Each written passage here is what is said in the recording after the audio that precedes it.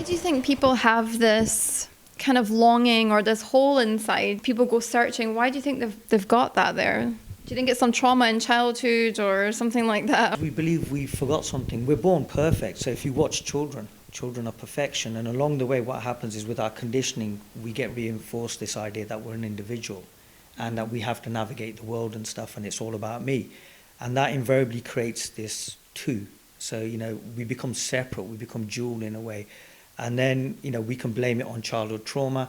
It's just what causes the agitation is the point when you start identifying yourself as a separate person from someone.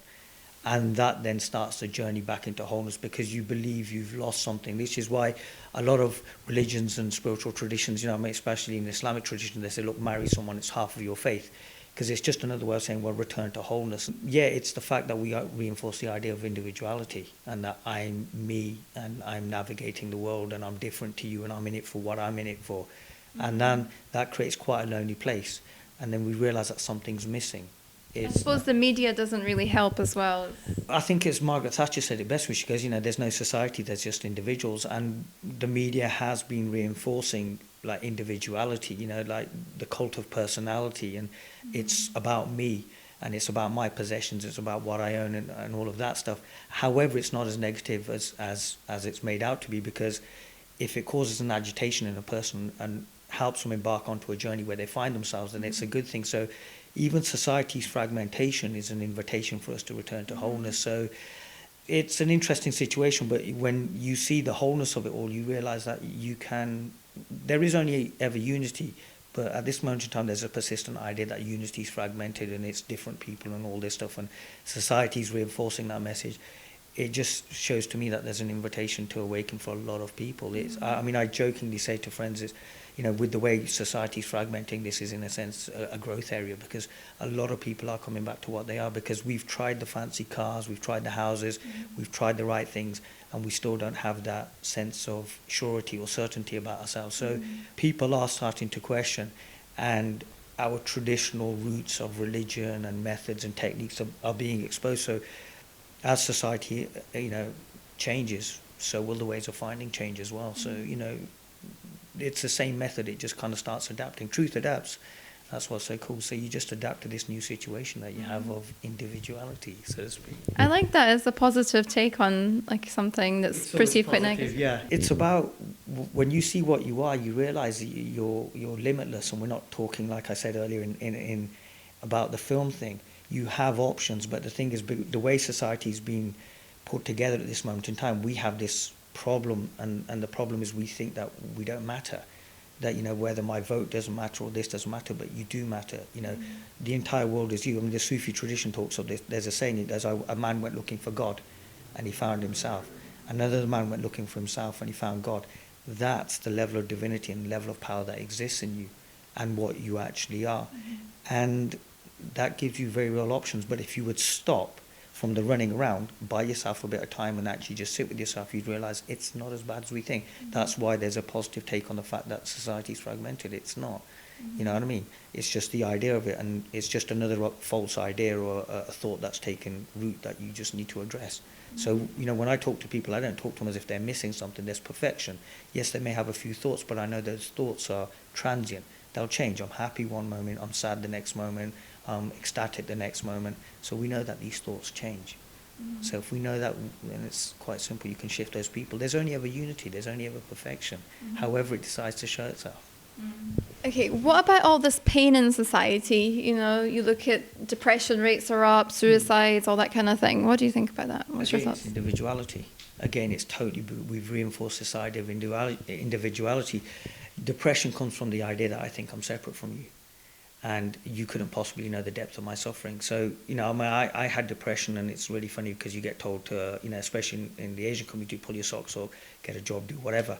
And what you find is that you think, oh, no one could possibly understand.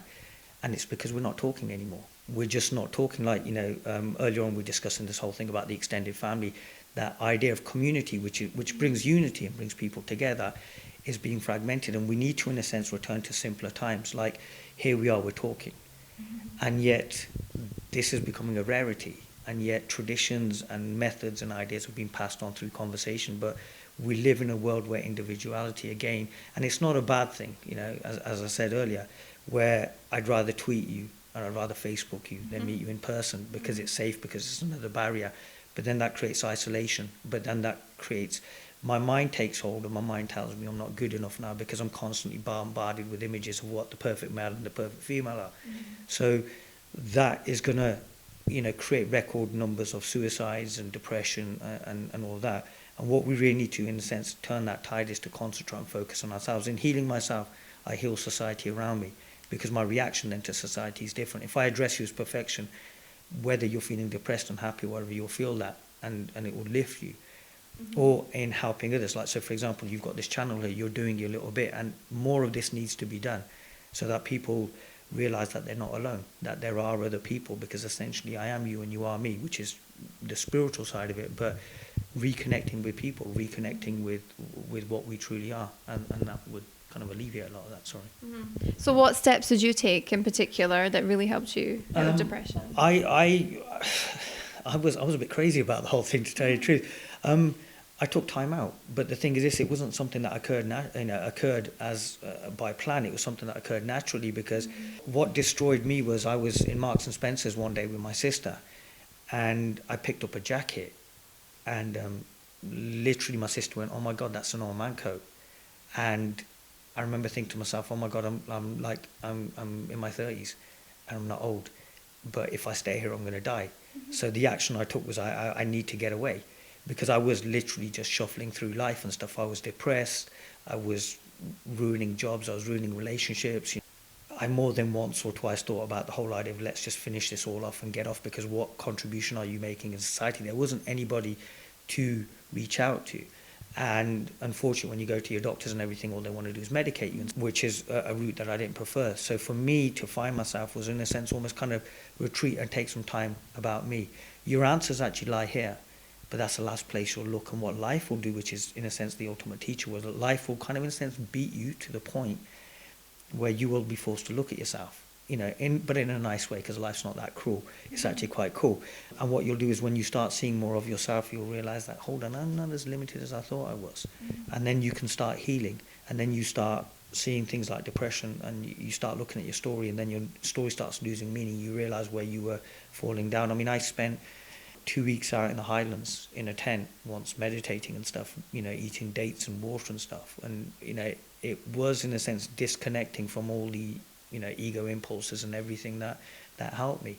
But then eventually, when I was, you know, strong enough, I was able to do it myself. You know, and that's what it is. Sometimes we just need to stop. If I've got a to-do list of 50, 60 things, and I'm rushing from task to task to task to task to task, invariably I am going to drop some of those balls that I've got in the air. And that's what's happening. A lot of people, we're equating having more with a better quality of life, and yet what we don't realize is we could have a better quality of life with probably a tenth of what we've got.